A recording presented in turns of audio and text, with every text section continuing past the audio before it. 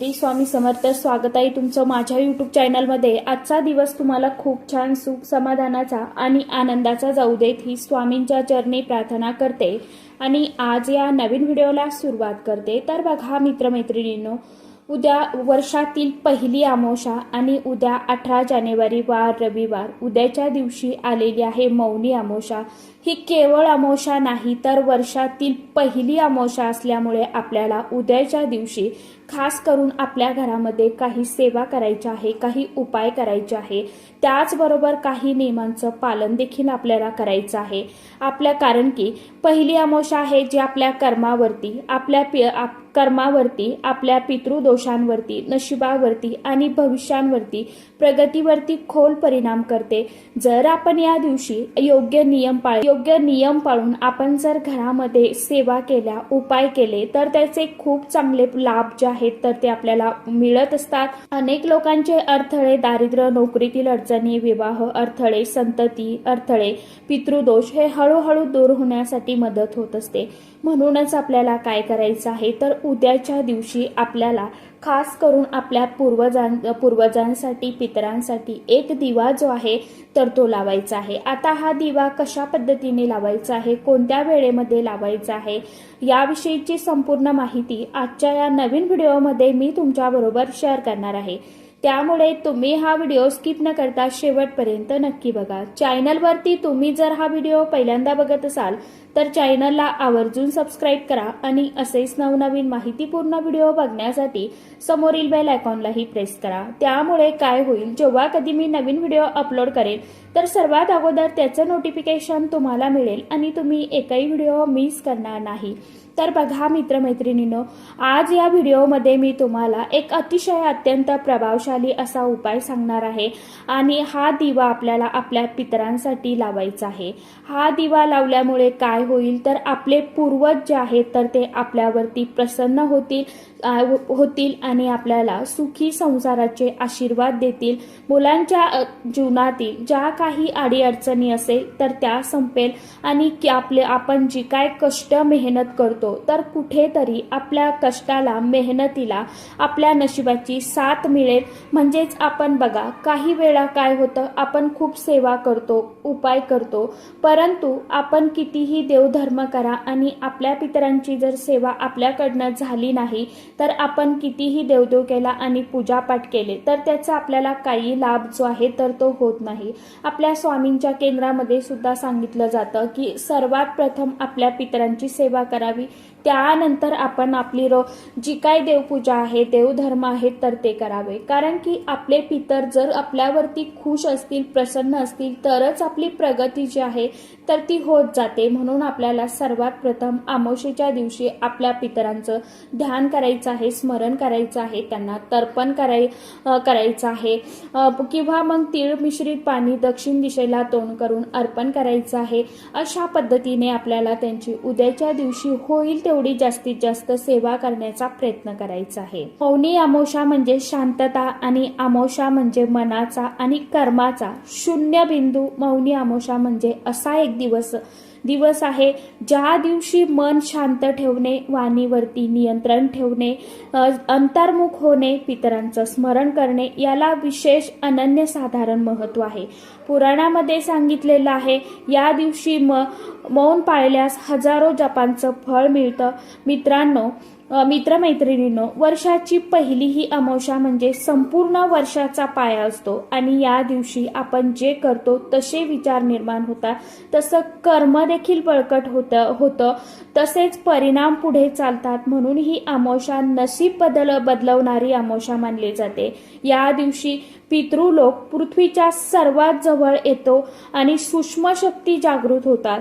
पूर्वज आपल्या कुटुंबाकडे बघत असतात, आपले स्मरण आणि श्राद्ध स्वीकारतात. म्हणून याच दिवशी केलेले दान, सेवा, दिवा, जल अर्पण हे थेट पितरांपर्यंत पोहोचत असतं.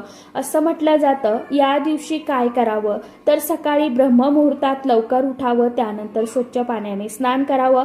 शक्य असेल तर पाण्यामध्ये तीळ आणि गंगाजल थोडीशी हळद मिसळून स्नान करावं आणि या दिवशी शक्यतो मौन पाळण्याचा संकल्प करावा. पूर्ण दिवसभर नाही जमलं तरीही किमान 2 तास, 4 तास, 1 तास, अर्धा तास तरी मौन अवश्य पाळलं गेलं पाहिजे. उद्याच्या दिवशी मौन पाळल्याने मन शांत होतं, पितृकृपा वाढते, नकारात्मक ऊर्जा कमी होते. देवघर या दिवशी स्वच्छ करून दिवा लावावा. तुपाचा किंवा तिळाच्या तेलाचा दिवा लावावा किंवा तेलाचा दिवा लावावा. त्याचबरोबर ओम नमः शिवाय किंवा ओम पितृदेवताय नमः या मंत्राचा आवर्जून जप करावा. या दिवशी काही गोष्टी आपल्याला प्रामुख्याने करायच्या नसतात. त्यामध्ये खोटे बोलू नये, कुणाचा अपमान करू नये, मांस मद्य सेवन टाळावं, भांडण टाळावं, नखे केस कापू नये, उगाच मनामध्ये राग धरू नका. लक्षात घ्या, या दिवशी केलेले चांगले वाईट कर्म अनेक पटीने फळ देत असते. या दिवशी आपल्याला काही चुका टाळायच्या आहेत. सर्वात मोठ्या या ज्या चुका आहेत ना, तर त्या म्हणजे पितरांची थट्टा आणि दुर्लक्ष करू नका. हे काही खरे नाही अशी नकारात्मक वृत्ती घरामध्ये ठेवू नका. दान करताना अहंकार ठेवू नका. उपवास करून राग करणे टाळा. संध्याकाळी अंधारात दिवा न लावणे हे चुकीचं आहे. त्यामुळे आपल्या घरामध्ये या दिवशी आवर्जून आपल्याला दिवा लावायचा आहे. या चुका पितृदोष वाढवतात, त्यामुळे या गोष्टी आपल्याला आवर्जून पाळायच्या असतात. मौनी अमावस्येला सेवा म्हणजे सर्वात मोठी पूजा. कोणतीही सेवा श्रेष्ठ असते तर गरजू व्यक्तीला अन्नदान करणे किंवा वस्त्रदान करणे किंवा तुम्हाला आपल्या परिस्थितीनुसार जे शक्य आहे तर ते देणे.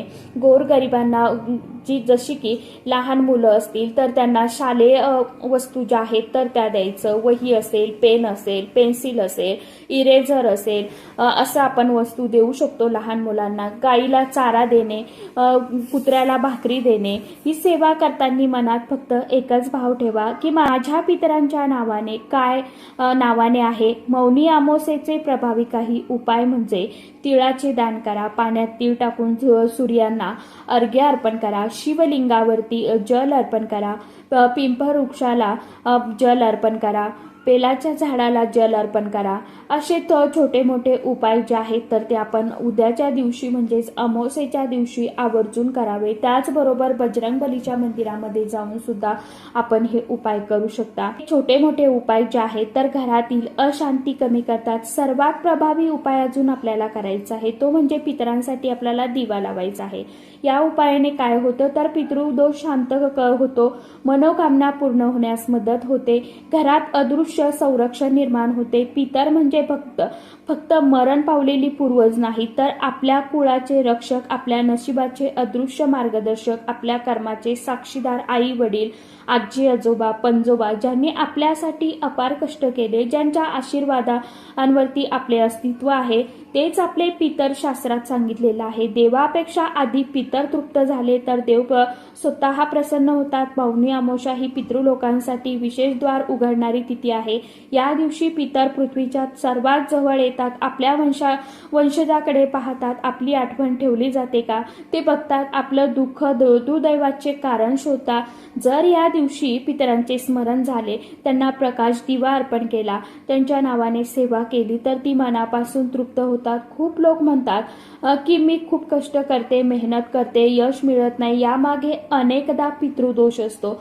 पितृदोषाचे सामान्य लक्षण म्हणजे नोकरीत अडचणी, अडथळे, पैसा येऊन लगेच खर्च होणे, घरात कायम वाद, संतती अडचणी, लग्न जमत नाहीये, वारंवार अपयश येतंय, मानसिक अस्थिरता आहे. हे सर्व पितरांचे संकेत आहे बरं का. आम्हाला स्मरा, आम्हाला तृप्त करा असे आपल्याला पितर संकेत देत असतात. पितर सूक्ष्म लोकात असतात. त्यांना अन्न पाणी नाही तर हवा, प्रकाश, ऊर्जा हवी असते, स्मरण हवी असते. दिवा म्हणजे प्रकाश, उष्णता आणि चेतना, जीवनशक्ती. जेव्हा आपण दिवा लावतो तो प्रकाश पितृलोकात पोहोचतो, त्यांना शांतता मिळते, त्यांची अतृप्त इच्छा पूर्ण होते. म्हणून दिवा हा पितरांचे अन्न मानला जातो. पितर तृप्त होण्यासाठी मोठे श्राद्ध लागत नाही, तर भावना शुद्ध असली पाहिजे. मनापासून स्मरण नाव घेऊन प्रार्थना करून दिवा आणि सेवा केली, अहंकार नसलेले दान केले तर पितर आपल्यावरती नक्कीच खुश होतात, प्रसन्न होतात आणि तृप्त देखील होतात आणि नशीब जागृत होते. पितर जर तृप्त झाले तर अडलेली कामे मार्गी लागतात, अचानक मदत मिळते, योग्य लोक भेटतात, वाईट योग दूर होतात, घरात शांतता येते, मनोकामना हळूहळू पूर्ण होतात. पितर कधी कधी थेट देत नाहीत तर मार्ग तयार करून देतात. त्यामुळेच आपल्या पितरांना आपल्याला तृप्त करण्यासाठी हा जो दिवा आहे तर तो लावायचा आहे. आता हा दिवा लावण्यासाठी काय करायचं आहे, कोणतं सामान आपल्याला लागणार आहे बघा. मातीचा दिवा घ्यायचा आहे, त्यानंतर आपल्याला मोहरीचं किंवा मग तिळाचं तेल जे आहे तर ते घ्यायचं आहे. आता दोन्हीही तेल तुमच्याकडे नसेल तर मग तुमच्याकडे घरामध्ये जे तुम्ही खाण्यासाठी वापरता ते तेल घ्या, चालेल, काही अडचण नाही. वात घ्यायची आहे, काळे तीळ घ्यायचे आहे चिमूटभर, धूप अगरबत्ती घ्यायची आहे, अगरबत्ती घ्यायची आहे, पाणी घ्यायचं आहे लोटा भरून.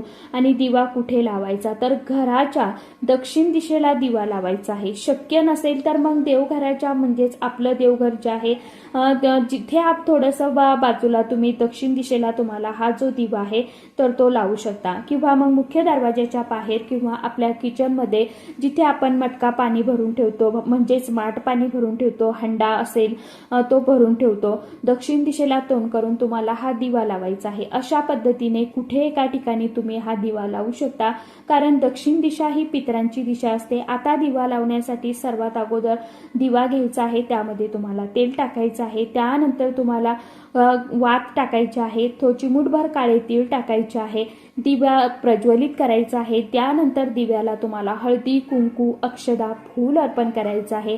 आपल्या पितरांचं ध्यान करायचं आहे किंवा मग ओम पितृदेवताय नमः हा मंत्र जप करायचा आहे आणि आपल्या पितरांना नमस्कार करायचा आहे. माझ्या कुळातील सर्व पितरांना हा दिवा अर्पण केला आहे, ते तृप्त होतं, आम्हाला आशीर्वाद देऊन अशी प्रार्थना करायची. आणि त्यानंतर आपल्याला हा जो दिवा आहे तर तो दक्षिण दिशेला तोंड करून घराच्या बाहेर किंवा किचनमध्ये माठाजवळ, मटक्याजवळ, हंड्याजवळ ठेवायचा आहे. परत दिव्याला मनोमन नमस्कार करायचा, आपल्या पितरांचं ध्यान करायचं.